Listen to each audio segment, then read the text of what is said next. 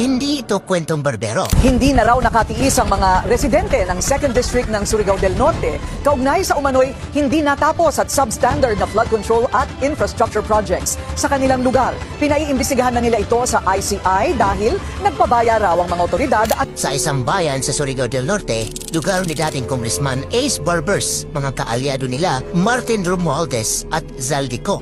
May flood control project sila na may halagang halos 96.5 million. Pero makalipas lamang ang ilang buwan mula na ideklara completed ang proyekto, bumagsak na ang flood control. Walang bagyo, walang baha, pero gumuho ang istruktura. Sa aming pagbisita, malinaw ang mga palatandaan na posibleng substandard na pagkakagawa. Manipis na konkreto, exposed na bakal at pundasyong madaling bumigay. Nananawagan ngayon ang mga residente ng malimuno ng investigasyon. Ano na, Sir Ace Barbers? Mindanaon ka pa naman. Tupaga. By the way, sir, grabe depensa talaga no? Sa amo, sip-sip lang. Kung ang basihan ay yung hearsay, o kung ang basihan ay yung mga binigay na mga statement ng mga nag-witness dito sa investigasyon sa flood control, it's nothing but just hearsay.